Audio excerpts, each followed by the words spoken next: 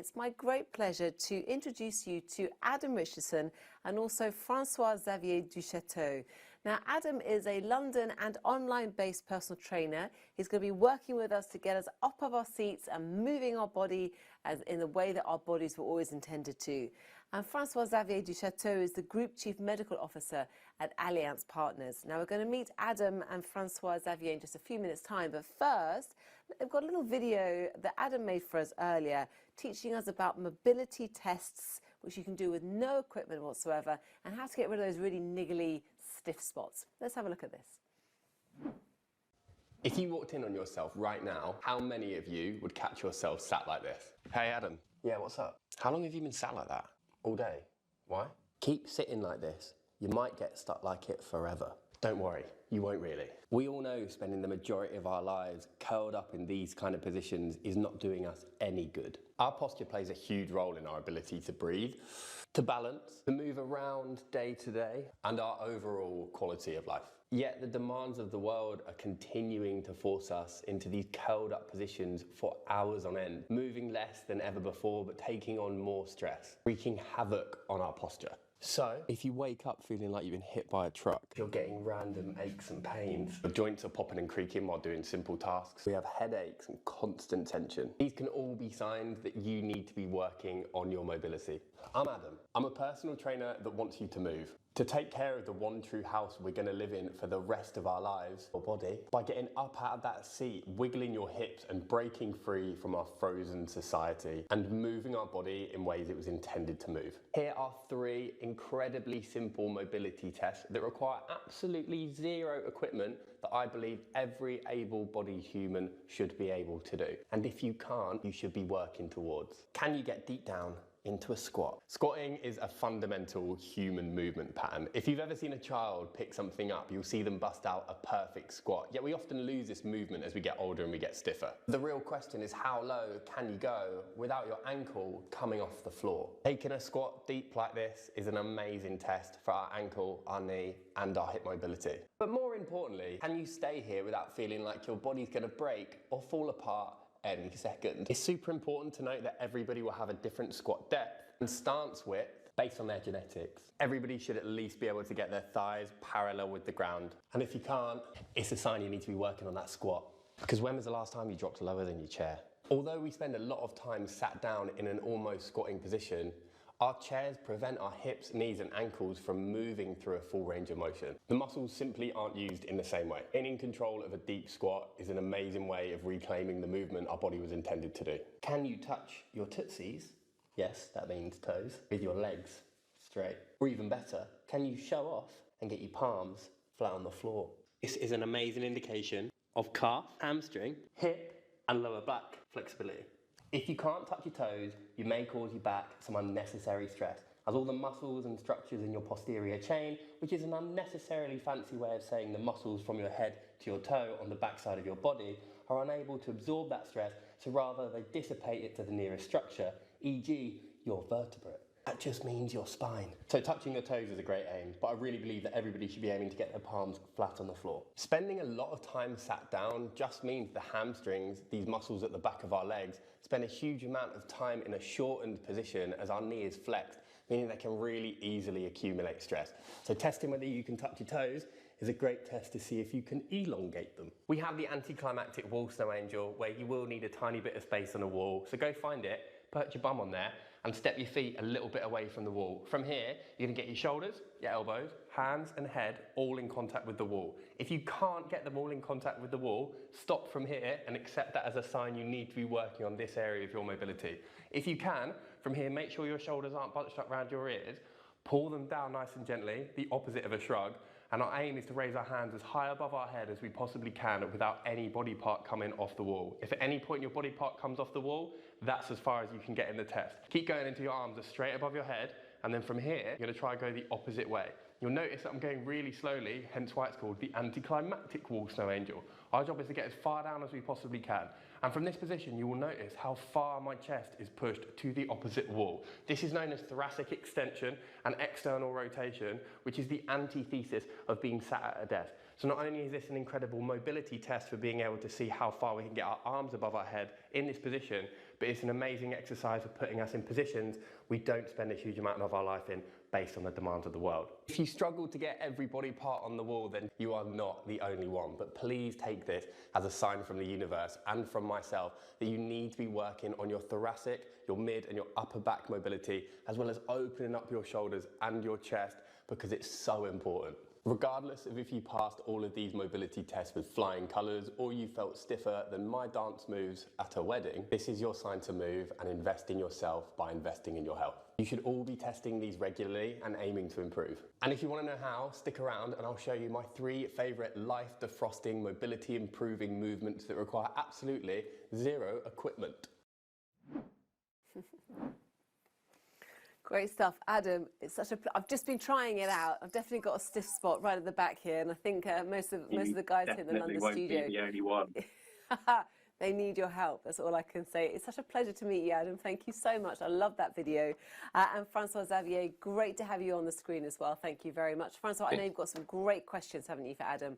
So I'm going to leave you. Yeah, even though Adam, you already answered to many of my questions, but still, let's focus a bit on, let's say, be more precise. So when did you start taking stretching and mobility so seriously, and why dedicated an account to that topic actually? The honest answer is definitely not soon enough. I think like most of us, change only really happens when the idea of staying the same becomes more uncomfortable than change itself. I was in pain. I was maybe 25 at the time, thinking I shouldn't be living my life in constant discomfort. I'm meant to be young, active, fit, yet my hips, my knee, my ankle. And I didn't realize how many people could actually empathize with this until I left my previous job and decided to become a personal trainer, finding that almost every single one of my clients had some form of physical restriction, but just kind of accepted it as normal life, that we were meant to be living our life in pain. It kind of sent me down this mobility, movement, flexibility rabbit hole, and somewhat like self-discovery to work out, does my life really have to live like this? And the answer was no.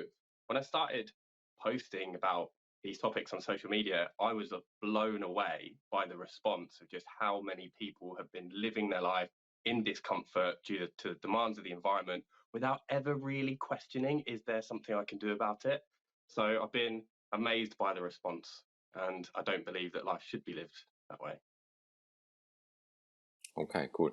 Yeah, for the audience, we want to make this session as interactive as possible. So do not hesitate to share with us how many times a week do you stretch and so on. And again, please ask some questions via the quick Q&A tab. Adam, what do you consider are the 5 benefits of stretching? I'm glad you've only said 5, mate. Otherwise, we might be here all day. I think there are so many, just from the most fundamental purpose that you're moving through a full range of motion. I think when it comes down to human movement, there's a huge truth in, if you don't use it, you will lose it. All of us are born with the ability to get down into a deep squat. We all see babies do that, yet somewhere along the line, so many of us lose that ability. So by stretching, by focusing on your mobility, by just exercising as a whole, you are taking your joints through a range of motion and telling your body you want to keep that. So joint health is amazingly important for massive reasons, especially when it comes down to injury prevention. I think a huge amount would be saved from day-to-day stress, also healthcare if people were to take more preventative measures of actually just moving. But some of the kind of unthought of benefits of stretching and movement for me, actually like the building of resilience. Stretching is not fun. I'm not going to lie to anyone. It's not an enjoyable experience. It's uncomfortable. If any of you have ever gotten into a real stretch where you feel that resistance in a part of your joint, you know it's not a nice position to be in. Spending time there builds resilience and allows us to be more comfortable being uncomfortable, which I think in our society is actually a really important aspect of life. And I think also, I don't know how many I've done there, but we're going to keep going. I think also the stress relief you can gain from having a physical outlet, some controlled stress through movement in your life. I think so many of us watching this, will empathize with taking on day-to-day stress from your job and finding it physically manifesting in your body. I know so many of us will type away with our shoulders bunched up around our ear, and by the end of the day, we'll feel that stress. So having a physical outlet, time dedicated to yourself, to nurture yourself. I think, I said it in the video, and I really believe it. We have one true house. It's our body, and it requires some level of maintenance. So I think you should stop me there, Francois Xavier. I'm going to keep going. Okay.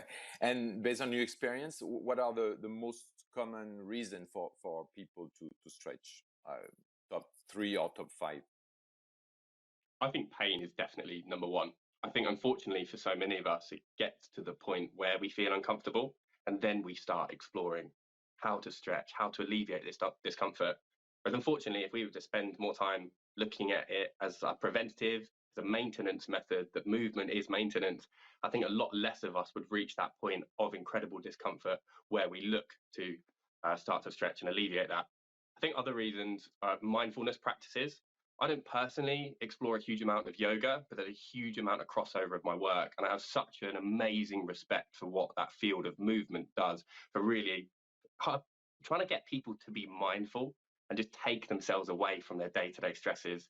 So I think pain, mindfulness, and I think also general life and sport performance. Mobility plays a huge role in how we move and our ability to generate force, to generate strength. And I think if you look at most of the top flight athletes, you'd realize how much they spend improving their mobility and how their body moves. Okay, and how is important? How is mobility? How important is mobility when it comes to the, let's say, overall fitness? Everything.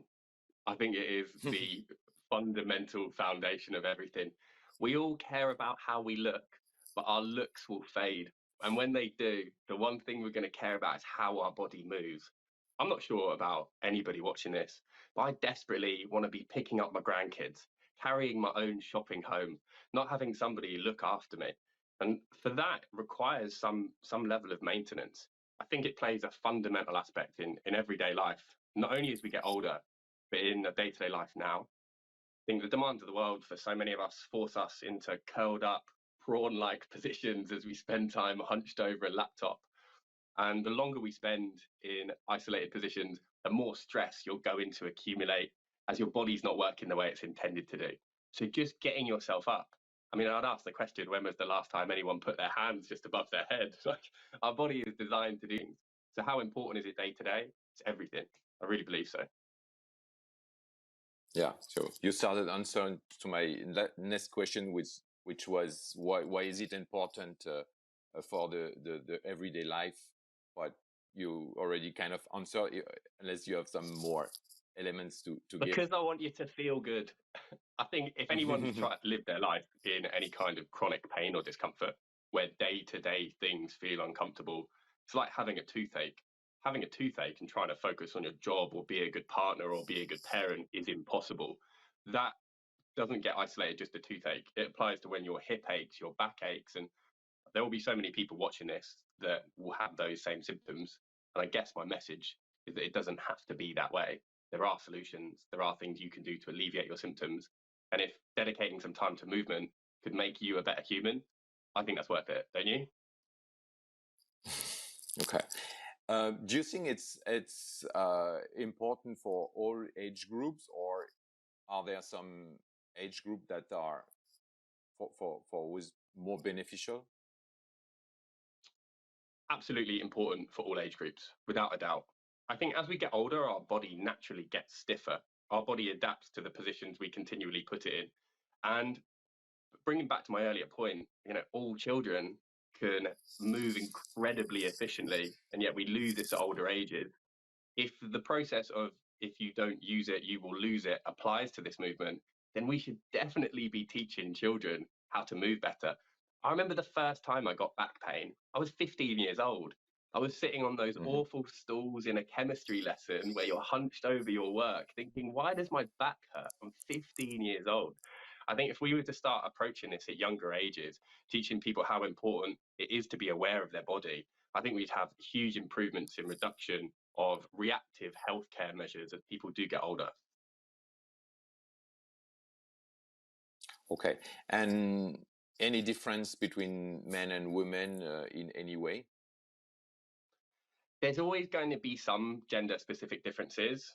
I'd say, as a general rule of thumb, more women are more likely to have more flexible hips, but that is not a rule. There are too many variables at play. I'd say, truthfully, the most consistent variable will just be your genetics.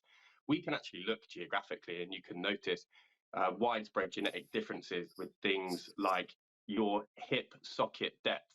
Often in places in East and South Asia, you will find a very shallow hip socket, which means people can more regularly get deeper into a squat. Whereas if we move further west into Western Europe, places like the UK and Scotland, you'll often find places have a deeper hip socket, which prevent you getting deeper. So there's genetic differences, which will absolutely play the role of how broad can your flexibility grow. So how much can that improve? But it won't stop anybody improving.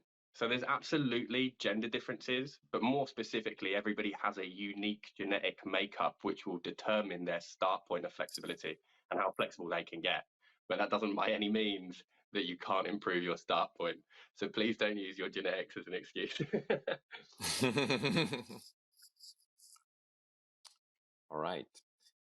I think it's time for QAs, if we have some from the audience. Yes, we Emma? do, Francois Xavier. Yeah, thank you very much, Adam. Thank you so much. You've set the board alight, as you can imagine, with lots of people actually telling us how much they move already, which is pretty impressive. Are they telling the truth? We're not sure. So one person's asking, Adam, and let's just pretend we start from nothing, right? We don't do any kind of exercise. How do we start incorporating stretching into our daily routine, and how much would you go for first as a beginner? Such an amazing question. I think everybody's going to be different, but I would start small, really small, but really regularly. I think if we want to build a habit into our lives, it needs to be regular and we need to be on the path of least resistance. The true answer of how much would you be stretching, probably more than you are now, but not so much that you don't actually stick to it. So if I were to give somebody a real life applicable tip they could integrate into their life, set a 2-minute timer in the amidst your day. That timer will go off and remind you, I want you to spend 2 minutes just moving in the opposite way you currently are.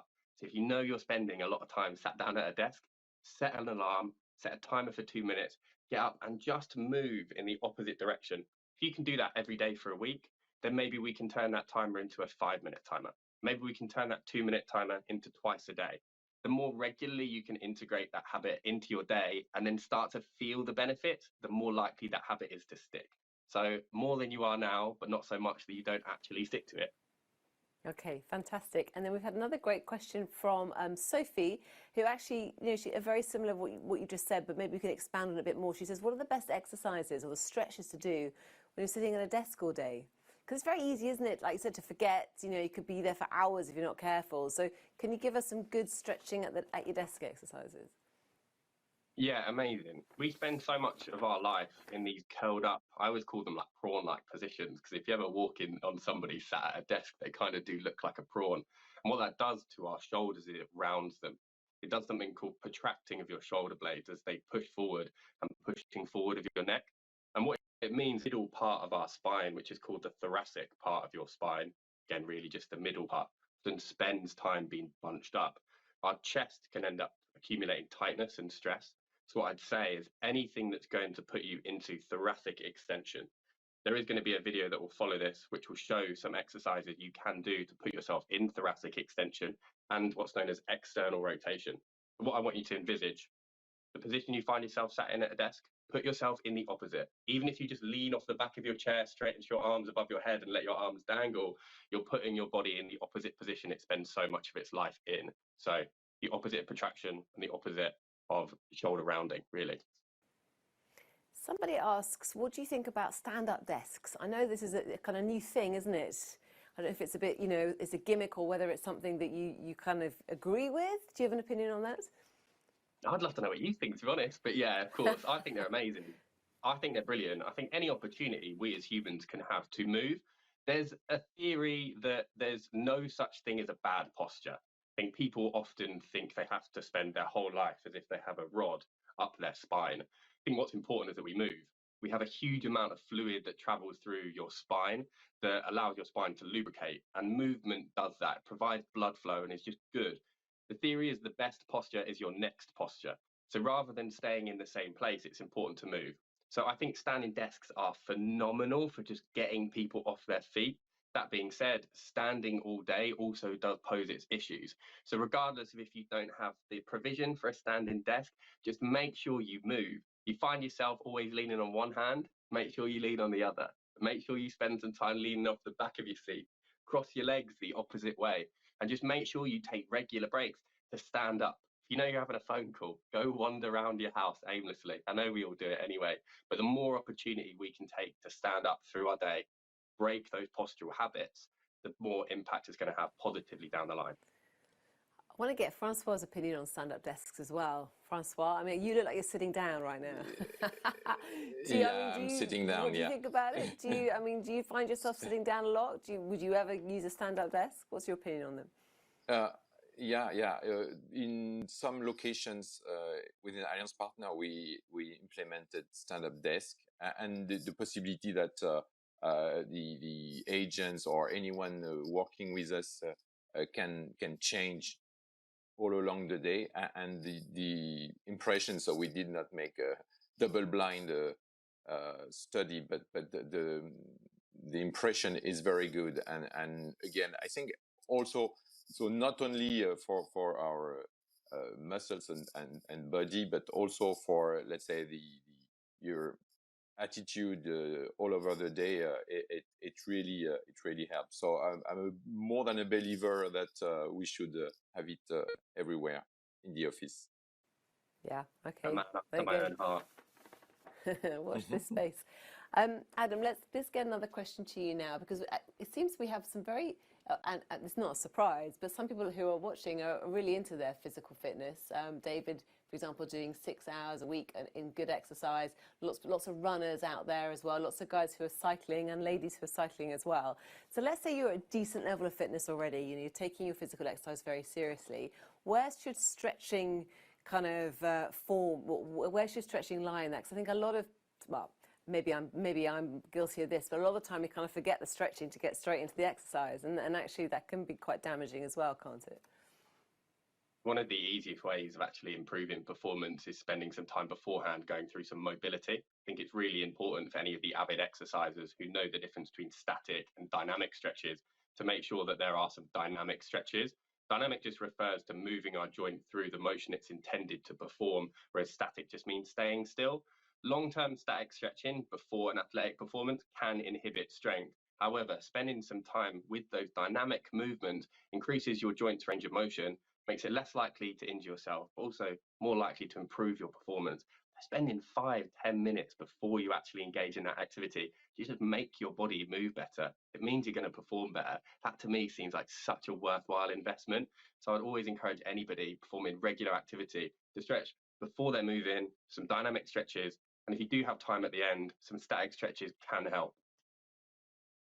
It's good to know. It kind of locks in, doesn't it, all the kind of the good work there. And that was Eamon's question. This is a good question from Tunji, who says, what's the best time of the day to do stretches? Is it mid-morning, early evening? I feel mornings are way more easy to do stretches. I mean, is your body kind of more flexible in the mornings, or is that just our kind of imagination? I don't know about you, but I wake up stiff as anything in the morning. So if it is, I'm doing something wrong. I think really my question to you would be, what works best for you? I think we should live our lives a little bit more like cats. You know, have you ever seen a cat wake up and not stretch? I think that's such an ingrained thing in their behavior, and something I think if a lot of us followed, it would probably make our lives a little bit better. So yeah, but probably optimal to stretch in the morning. But really what I care about is accessibility. So what works for you? If you find there is an opportunity for you to stretch in the middle of your day, but you have a family with children that need sorting in the morning, don't look at that as an opportunity not to, because it's not optimal. So my question back to you would be, when can you stretch? And whenever you can, that would be my opportunity to do it. we're looking at optimal, I'd say definitely first thing in the morning is going to help after spending a huge amount of time curled up in a bed. Yeah. Yeah. Actually, and on that note, do you have an opinion about pillows and kind of mattress? You know, sometimes we have these soft mattresses these days, which I don't know if they're very good for our backs and our spine. Do you have any thoughts on that? I don't really, to be honest with you. I mean, my bed's pretty comfy, so I don't really think about it too much. But one of my friends did say something amazing to me. They're like, you should invest in your shoes and your mattress, because if you're not in one, you're probably in the other. And I think there's a huge amount of truth in that, that spending as much time as you can to make sure your sleeping arrangements are comfortable, I think is really, really, really important. Aside from that, there are going to be so many individual differences as to what people find comfortable. So I don't have any personal opinions. There's a great question from Estelle. What percentage of people in their 70s and 80s have maintained good flexibility? Oh, I tell you what, when you find the statistics, you let me know, because I'd absolutely love to know. Honestly, probably not enough. Yeah. But I don't think there's really been enough of a focus on it for so many people. And I'd love any opportunity to help anybody in that stage of their life to keep improving their mobility, because the biggest predictor, or one of the biggest predictors of your longevity and how long you're going to live, is how strong your legs are. The moment your legs stop working, the less opportunities we have to continue getting blood around our body and just keeping our heart at its healthiest. So the more we can do to help anybody in the later stages of their life maintain their flexibility, going to keep them alive longer, but with less health complications. And that to me is a no-brainer. So the answer is probably not enough. I'd love to know the statistics, but I'm sure in any opportunity we could do to move people more is going to be a positive opportunity. Yeah. Francois, let's get your thoughts on that, of course, with your medical background. And I mean, we also hear a lot about supplements, don't we? Whether there's any supplements we can also start taking now to help our flexibility when we're older. Well, I don't think there are a lot of evidences with regards to this complement. I would definitely prefer Adam's approach, saying, okay, what is best for me, and with my level of where I start with, and then making some efforts that are not huge, but just starting mobilize and doing some exercise that are tailored to my situations. And I'm definitely not a big fan of any compliments or whatever. Okay, thank you very much. Adam, back to you with some more fantastic questions. Dahlia's given us a bit of information about what she does in terms of exercising. She says she uses the stairs instead of the elevator as a type of exercising. And do you, yes, exactly, well done. Do you think that's a very good philosophy in terms of trying to kind of get incrementally small bits throughout your day, you know, to run for the bus or take a walk rather than, you know, jumping in the car? And the same philosophy for stretching as well, kind of fitting it in as and where you can. I feel like you were reaching into my brain and just pulling out the words there. Like, maybe I absolutely couldn't agree more. I think I think it is the best way to look at improving your health. Yeah, the world and environment presents us with so many opportunities to better ourselves. If you think about metaphorically what an elevator is, or it's an opportunity to move faster in life, and yet where we met with that opportunity, often we slow down and we use it as a chance to stand still. So not only from a metaphorical prospect, it's an opportunity to speed up. It's an opportunity to get some exercise in, which isn't easy in our day-to-day lives. So yeah, whether it's walking, getting off a stop earlier on the bus and then walking in, parking further away from the supermarket, or deciding to take the stairs rather than the escalator, over a day, these won't make a difference. But compound interest over a year, over 5 years, over 10 years, a phenomenal impact. And I know there's a question earlier that asked about supplements to help improve flexibility. I think often we can look for the tip of the iceberg before we really look for the base. You know, we look for the cherry on top of the cake before we make the cake. I think really, we actually looked more at things like sleep. I think probably one of the biggest things people could do to improve their flexibility would be sleep better. Probably try to eat a more balanced diet and actually move more regularly. So I think any opportunity we can do to make the simple, and they're not glamorous, but often the best answers are the simple ones, and probably the answers that we all know anyway. Adam, do you know what? We have got so many sorry, not emails, questions coming in. Maybe we'll try and get them to you a little later if we can, because we're running out of time, I'm afraid. Lots of questions are on tight hamstrings and exercises of the knees, but don't worry, because we're about to have another look at another video, aren't we, of you actually showing us your exercises. So hopefully that will answer all those questions. But you've been absolutely brilliant. Thank you so much. And if we had a tiny bit of your energy, I think we'd all feel much better, and your smile as well. So thank you, Adam, and Francois Xavier as well. Thank you so much for joining us. It's been an absolute pleasure. And before we finish, we are going to have a look at Adam again in action with some fantastic daily mobility movements to get those hamstrings and those knees moving. Take a look at this. Feeling stiff, know you need to break free from your seat, don't really know where to start? Then this is for you. Here are my 3 favourite life defrosting, mobility improving movements that require absolutely zero equipment. I need you to get up out of your chair, find a tiny bit of space on the floor and move your body the way it was intended to move. For this first exercise, you're going to have to set up into a squat. My feet slightly wider than hip width apart and my toes facing slightly out, as deep down into a squat as we comfortably can, while keeping our chest nice and upright. Only go as far as you possibly can. Gonna get our arms inside our knees and gently drive our knees outwards with our elbows. Get our hands and place them either on our ankles or underneath our toes. Let's stick our butt in the air, trying to straighten our legs while letting our head stay down. Only push this as far as you possibly can. Stay away from any pain. We wanna hold each position for 5 seconds before transitioning to the next position and holding this for 5 seconds.